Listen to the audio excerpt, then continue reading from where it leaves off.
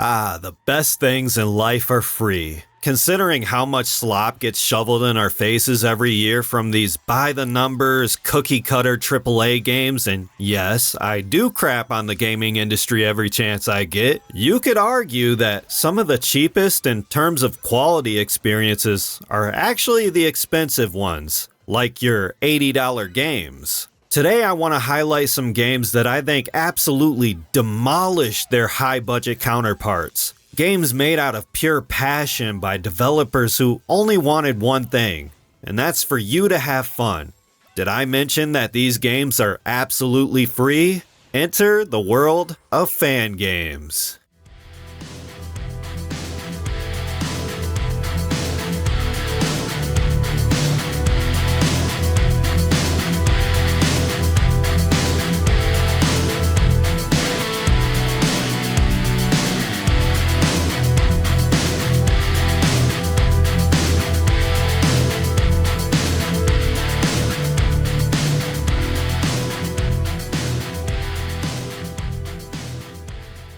Ashes 2063 is not only one of the best first-person shooters you can play right now, it's an entire series with 3 games. Think classic Doom mixed with Stalker and Mad Max. It is so badass. It's got this post-apocalyptic 80s action vibe and some really immersive atmosphere for a game that looks like it was made in the build engine. Kind of reminds me a lot like Eon Fury, but what's cool is that it's a total conversion mod running off of classic Doom. GZ Doom or something like that. I'm not too privy. All I know is that it has some of the most satisfying shooting I've had in a boomer shooter. Just like the description, you have your classic fast-paced arena gameplay mixed with surviving by the skin of your teeth. Seriously, Ashes does not play around. You will have to manage your ammo, searching every corner for secret stashes, Doom style, collecting random junk around the maps to use for trading. Almost kinda like the Metro games. You even get a badass motorcycle to drive around. It has its own story and lore too. It is so damn cool, and the sequel is crazy ambitious. Straight up, open world. Not like massive open world, more like Metroidvania in a sense. There is no excuse not to check these games out, because they're entirely free. Just go on ModDB, search up Ashes 2063 and look for the standalone version. The creator even made each game into an executable batch file. Now I've seen tutorials going into extreme length about getting these games up and running on the Steam Deck, but I'm going to save you 3 hours of messing around in GZ Doom and struggling with Linux workarounds. Just go to the Discovery Store, install Wine, and then launch them. It takes like 30 seconds. After you've launched them once, just add the batch files as non-Steam games and you're good to go. If you have Decky Loader, you can even add your own cover art. Now enjoy some nostalgic boomer shooter goodness.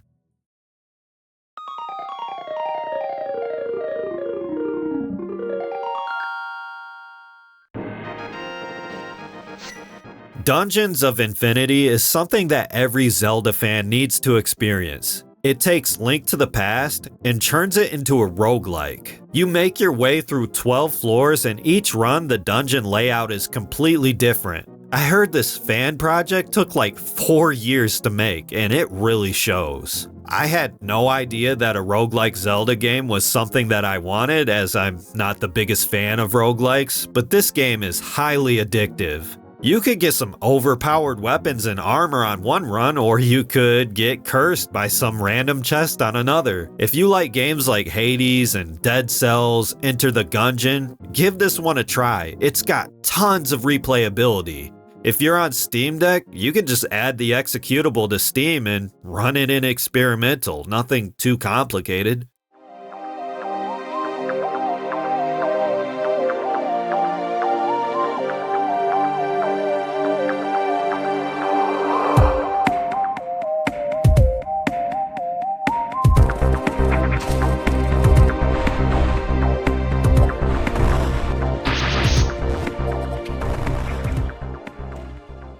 Another Metroid 2 remake is possibly the greatest Metroid game of all time, only second to Metroid Prime in my opinion. This game is legendary, and most people consider this fan project as canon to the series. It's that good. As much as I love the official remake on the 3DS, it's clear this game blows it out of the water. It's so well designed. You would think it was crafted by a team of industry vets, not some guy in his basement or however you would say it. This is the definitive way to experience Metroid 2, and the assholes at Nintendo knew this. That's why they issued a cease and desist instead of hiring this guy like Sega did for Sonic Mania. Again, if you're on Steam Deck like me, there's some compatibility mumbo jumbo and tedious shenanigans involving launchers and compatibility layers to get this game running.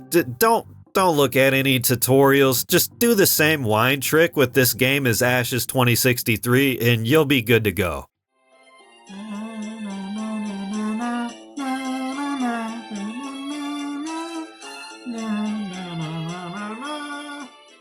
Poke MMO is the Pokemon game we've always dreamed of.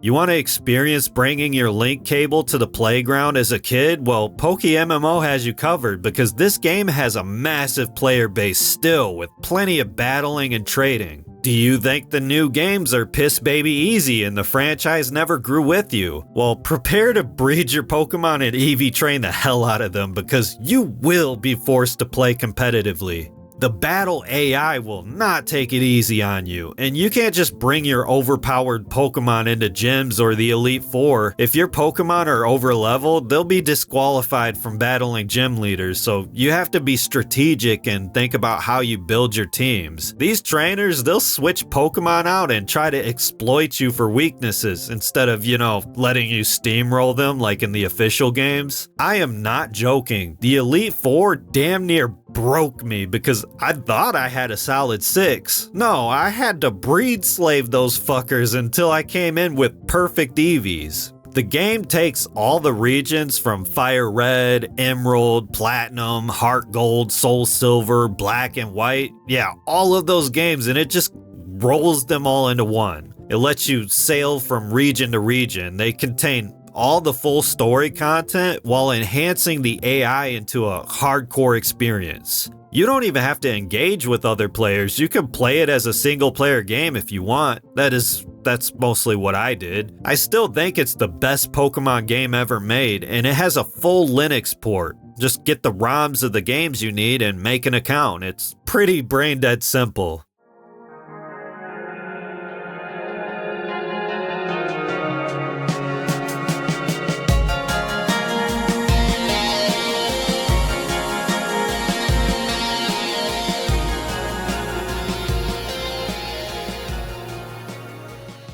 Super Mario Eclipse is a ROM hack of Sunshine that completely expands the original game. There's over 120 new Shine sprites, all new levels, new abilities, playable characters, an original soundtrack, remixed boss fights, handcrafted cutscenes. This has to be one of the most ambitious ROM hacks I've ever seen. If you're thinking about replaying this classic, go for this game because it's a completely new experience. It feels like a sequel, like more of a sequel than a ROM hack to be honest, and I would say it's better than the original with all of its enhancements and quality of life. Thank God too, you aren't booted out of every level every time you find a Shine sprite, and the game even autosaves too. It's just an amazing game overall, and you could just take the ISO file and run it straight through Dolphin. So if you already have EmuDeck installed, you should have no problem running this game. It even comes with loads of options. You want to play it at 16:10 with 60 FPS? Well, you could do that. It's fucking amazing.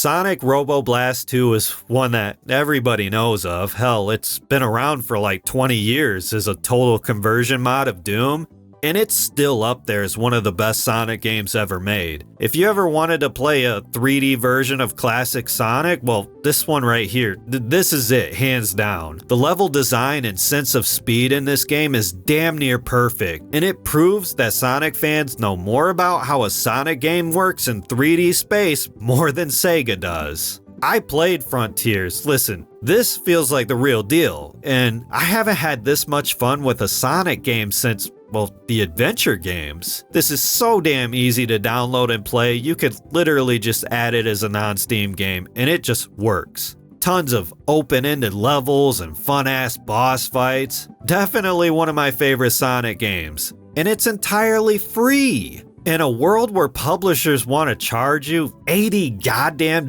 for a game, having games at this quality that don't cost a penny? Well, it's embarrassing. I mean, these games are better than the official releases. There should be no excuses for microtransactions and all that other bullshit when games like this exist, purely to enjoy. Games made by passionate fans that just want to make the best game they can. Kinda like what we used to have. But just like Sven Vink said during the Game Awards, it keeps on getting lost. I wanted to highlight these games for this reason, and I hope you give them a try because they are all 100% worth your time.